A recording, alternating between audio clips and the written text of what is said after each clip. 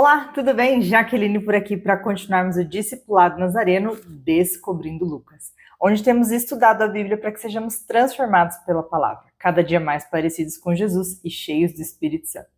Estudamos Lucas do capítulo 1 até o capítulo 5, e nessa semana vamos estudar Lucas 6 e 7. Abra sua Bíblia comigo e vamos lá. Lucas 6 começa falando sobre o sábado. E aconteceu que num sábado Jesus passava pelas searas, e os seus discípulos colhiam e comiam espigas, debulhando-as com as mãos. E alguns dos fariseus lhes disseram: por que vocês fazem o que não é lícito ao sábado?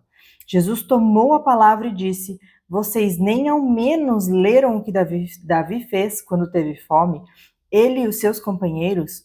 Como entrou na casa de Deus e, pegando os pães da proposição, comeu e deu também aos que estavam com ele. Pães que não lhes era lícito comer, mas exclusivamente aos sacerdotes.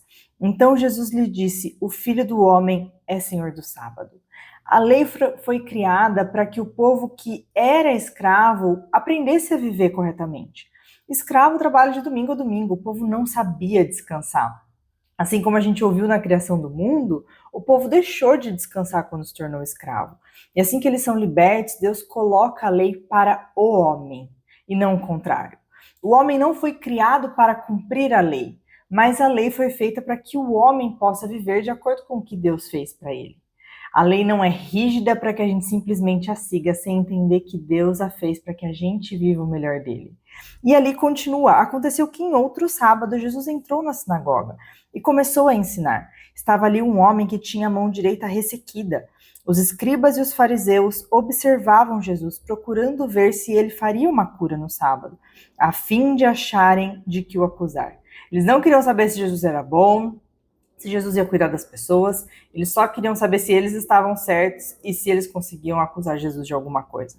Mas Jesus, conhecendo os pensamentos deles, disse ao homem da mão ressequida: levante-se e venha para o meio. E ele, levantando-se, ficou em pé. Então Jesus disse a eles: vou fazer uma pergunta a vocês. É lícito no sábado fazer o bem ou fazer o mal? Não existiu uma lei sobre curar no sábado. Salvar uma vida ou deixar que se perca? Então Jesus, olhando para todos que estavam ao seu redor, disse ao homem: estenda a mão.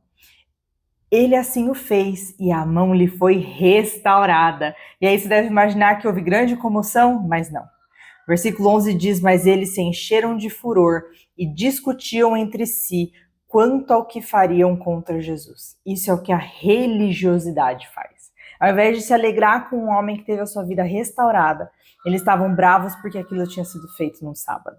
Nós não estamos aqui estudando Lucas para que a gente entenda os termos, para que a gente conheça o significado no hebraico, ou para que a gente entenda o significado no grego. A gente está aqui para que a gente seja transformado, para que a gente não seja cego pela religiosidade, mas que a gente seja cheio de Jesus.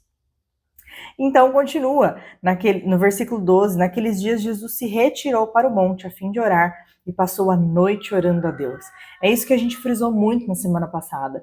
Jesus separava um tempo para estar com o Pai. Porque ele tinha um grande desafio à frente? Não, porque ele queria estar com o Pai. E o fato de estar orando, jejuando com o Pai, o preparava para os próximos desafios. Assim devemos ser eu e você. E esse foi o desafio da semana passada, que você separasse um tempo para jejuar e estar com o Pai.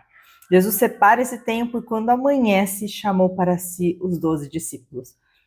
Então ele se prepara e dali ele vai chamar os 12 que vão andar com ele durante 3 anos. Você tem se preparado ou tá deixando a vida se levar e quando as lutas aparecem, elas são difíceis demais para você? Passe tempo com Deus. Lá no versículo 17 diz que: e descendo com eles do monte, Jesus parou num lugar plano, onde se encontravam muitos discípulos e grande multidão do povo de toda a Judéia de Jerusalém e do litoral de Tiro e de Sidom, que vieram para ouvir e para serem curados das suas doenças. Também os atormentados por espíritos imundos eram curados. E todos da multidão procuravam tocar em Jesus, porque dele saía poder e curava a todos. A multidão estava ali porque queria ver cura, porque queria ver transformação, porque queria ver os demônios saindo, diferente dos discípulos, que começaram a acompanhar Jesus porque queriam ser como Jesus. Você tem sido multidão que vai aos cultos para ver um pregador novo, um novo cantor, um show novo? Ou você tem sido discípulo que busca Jesus para ser como ele, para que você possa fazer curas, para que você possa abençoar outros? Como você tem enfrentado o evangelho, enfrentado ou olhado para a igreja, olhado para a Bíblia, como multidão ou como discípulo? E continuando, então, Jesus começa as bem-aventuranças e os ais. Versículo 20 diz, então, olhando para os seus discípulos, Jesus lhes disse, bem-aventurados são os pobres. Bem-aventurado significa felizes. Agora, hoje em dia, você diria bem-aventurados felizes? Por que Jesus diz bem-aventurados pobres? Porque os pobres são aqueles que entendem que dependem de Deus.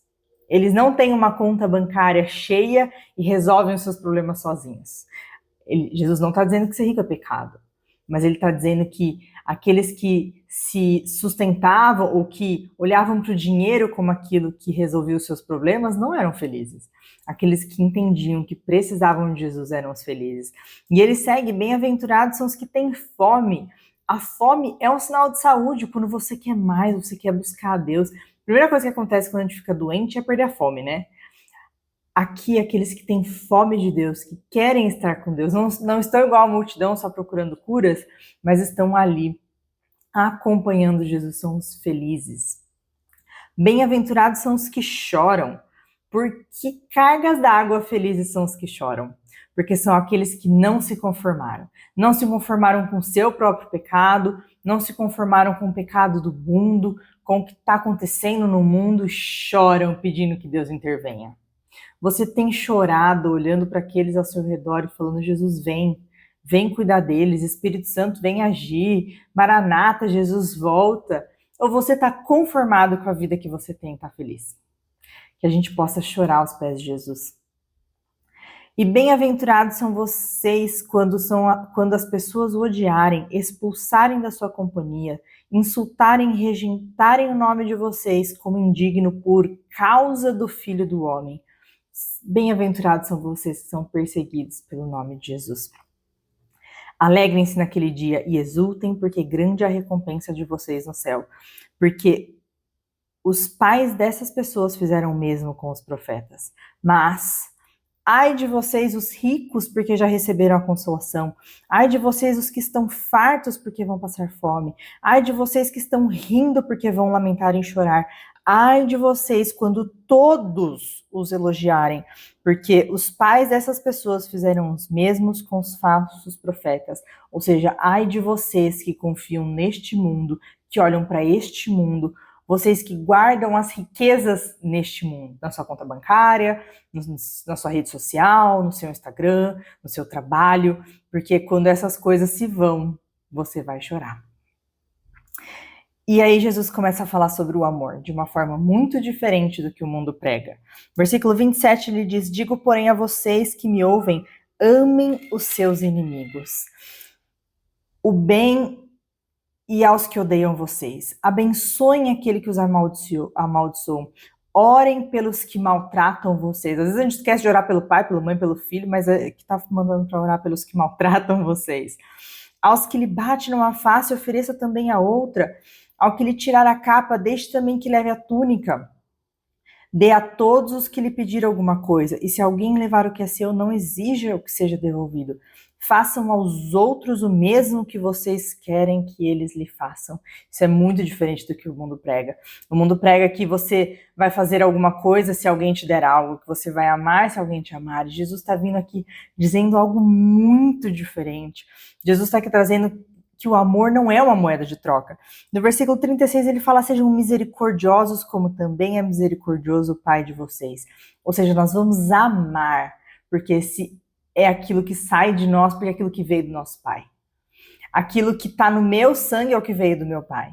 Ser misericordioso e amoroso é aquilo que sai do seu Pai. É aquilo que você herdou quando se tornou filho de Deus. Ame aqueles ao seu redor. E aí então ele segue, versículo 37, não julguem e vocês não serão julgados. E aqui tem muita discussão, porque as pessoas às vezes acham que então a gente não pode corrigir quem está falando as coisas erradas. Não é isso que a Bíblia diz. Quando a Bíblia diz não julguem, a Bíblia está falando não condene. Você está vendo que seu irmão está fazendo algo errado, você pode sentar e dizer para o seu irmão que ele precisa arrumar alguma coisa. Mas você não pode olhar para alguém e falar, essa pessoa não tem mais salvação. Eu largo a mão dele porque ele já era. Isso é julgar, é não condenar. Aqui Jesus enfatiza, não julguem e vocês não serão julgados. A gente quer que as pessoas nunca desistam de nós. Então, que a gente não desista dos demais. E ele começa a falar numa parábola, será que um cego pode guiar outro cego? Não é fato que ambos cairão no buraco? Versículo 40, o discípulo não está acima do seu mestre. Todo aquele, porém, que for bem instruído será como seu mestre. Porque você vê o cisco no olho do seu irmão, mas não repara a trave que está no seu próprio olho. A gente, quando tem um problema, a gente quer que as pessoas venham com todo cuidado, como se fosse um cisco, assopre o nosso olho, assopre o nosso machucado. Quando, na verdade, às vezes a gente precisava de uma marretada para retirar a trave. Que a gente pense, quando estiver olhando para o problema do outro, que a gente não vá como uma marretada, mas que a gente vá como um leve assopro tirando o cisco de olho de alguém. Assim como você gostaria que alguém cuidasse dos seus problemas. Porque, seguindo no versículo 43, ele vai falar que cada árvore é conhecida pelos frutos que produz. Lá na frente a gente vai ver que os frutos do Espírito são amor, paz, alegria. Isso faz parte daquilo que está dentro de nós, que como diz o versículo 45, porque a boca fala do que o coração está cheio. Não adianta a gente pegar uma árvore e arrancar os frutos dela e falar, eu não quero que essa árvore dê manga, porque o ano que vem ela vai dar manga de novo. É aquilo que ela foi feita. Não adianta a gente tentar arrancar o que sai da nossa boca sem a gente tratar o nosso coração. É por isso que no Evangelho o velho homem tem que morrer. A árvore ruim tem que morrer, para que daí a nova árvore, filha do Deus vivo, traga bons frutos. Que frutos você tem trazido e como você tem corrigido os frutos ruins? Tentando arrancá-los, tentando tapear, tentando esconder, ou você tem cuidado do seu coração? E Jesus continua nos dois fundamentos, que é lá a parábola do versículo 46, que é aquela história de construir uma casa na rocha. Aqui, se você ler com cuidado, ele fala que é semelhante ao homem que construiu uma casa, mas cavou e abriu uma vala e lançou o alicerce sobre a rocha. Se a gente olhasse as duas casas, uma do lado da outra, elas estariam muito similares, mas uma tem um alicerce na rocha, que é Cristo, não é no mundo. O alicerce, o nosso alicerce tem que ser em Cristo. E aí, quando vem a chuva, essa casa vai ficar intacta, enquanto a outra vai ser destruída. Quando a gente pensa em construir uma casa na areia, não é alguém que construiu do lado do mar. É alguém que simplesmente apoiou a sua vida, a sua casa no mundo, e ali ficou esperando que a chuva viesse. Nós precisamos cavar, precisamos passar tempo em oração, em jejum, na leitura da palavra, para que o nosso alicerce seja em Jesus. E assim a gente completa Lucas 6, entendendo que o mundo, na visão de Jesus, é muito diferente do que ele prega, é baseado no amor, é baseado nas pessoas que dependem de Jesus e não neste mundo, e que nós devemos cuidar como tratamos os outros, não julgando e amando. Nos vemos na quarta para Lucas 7.